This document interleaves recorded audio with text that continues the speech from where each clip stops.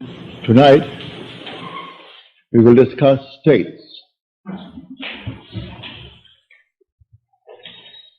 When we open the Bible and read the story as it's given to us, we may think we are talking about people that lived, individuals, persons that, as we are, but it's not so. The characters depicted in the Bible are not the individuals named. They are simply states signified by those names. For instance, the name Moses, or the name Abraham, or the name, well, any name that you find in Scripture. They are not individuals, as you and I are. It's simply a state of consciousness through which the individual, you and I, the immortal being, we pass through these states.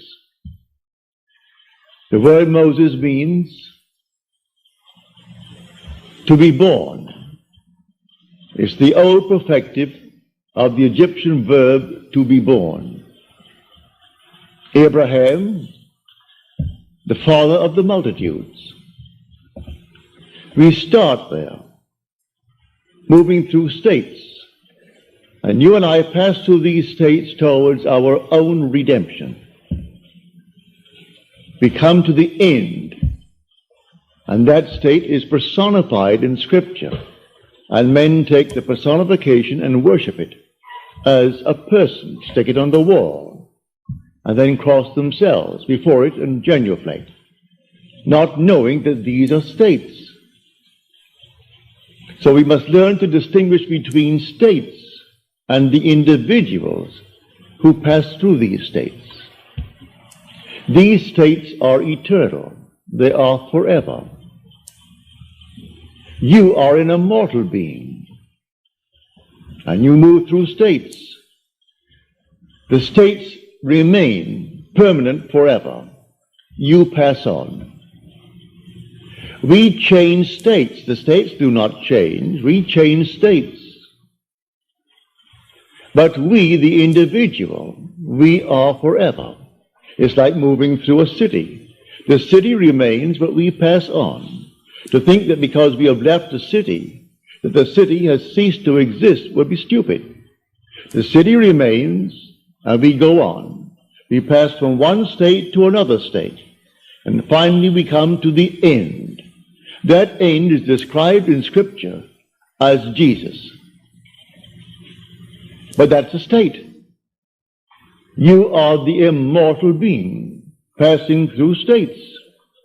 And when you come to the very end, you are in that state. It was predetermined. It was shown all of us before we started. Shown us in the state called Abraham. We saw it all in detail. And if we entered it reluctantly or not, who knows? Paul tells us that we were made subject unto futility, not willingly, but by the will of him who subjected us in hope. And the hope was that we would obtain the glorious liberty of the sons of God. So, we were told that it was not altogether a willing subjection on our part.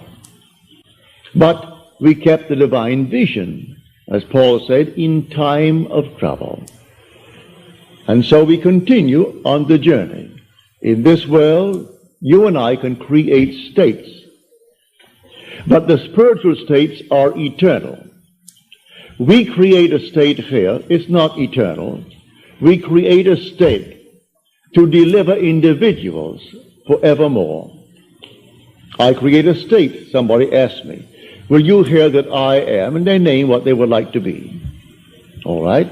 So that I must create the state. Knowing that he is now in a state that he dislikes, I must distinguish between the being and the state that he is in. So I see him unemployed. All right? So he's unemployed. And he wants to be gainfully employed. There's nothing wrong in that. So I represent him to myself as one who is gainfully employed, who has more than he's ever had before.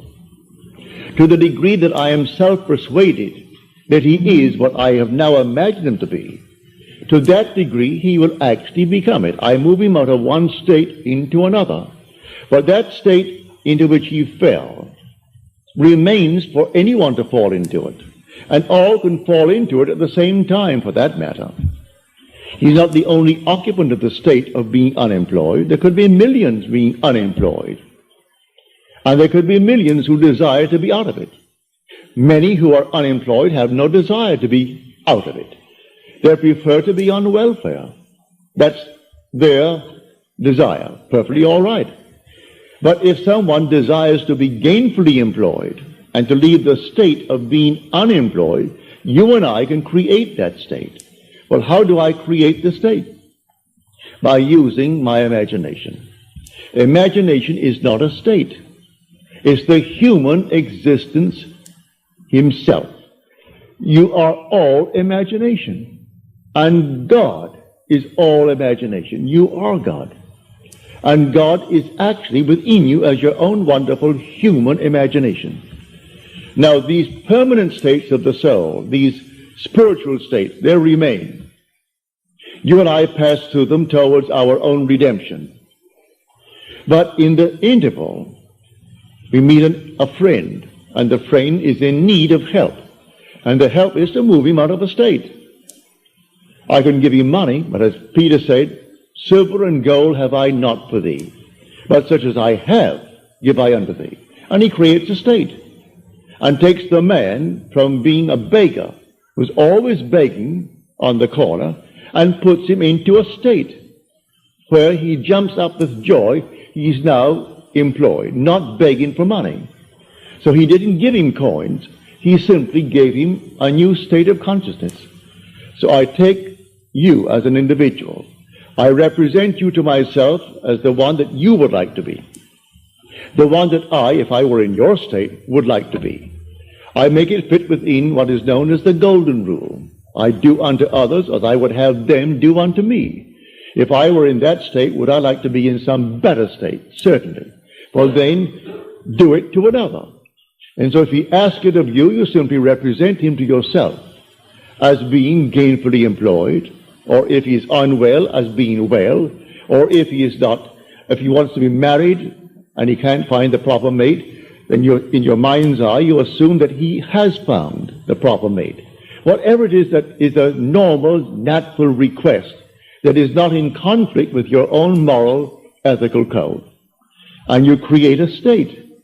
This state, then you lift your individual into that state. Well, how do I do it?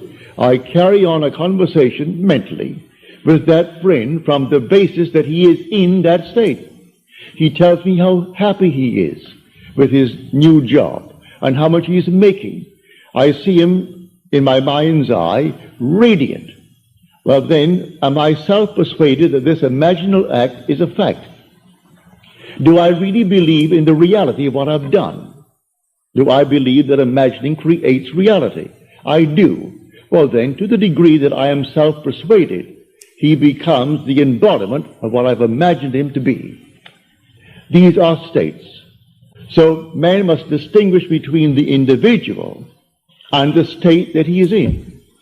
So Blake said, I do not consider the just or the wicked to be in a supreme state, but to be every one of them states of the sleep into which the soul may fall in its deadly dreams of good and evil, when it left paradise following the serpent of generation.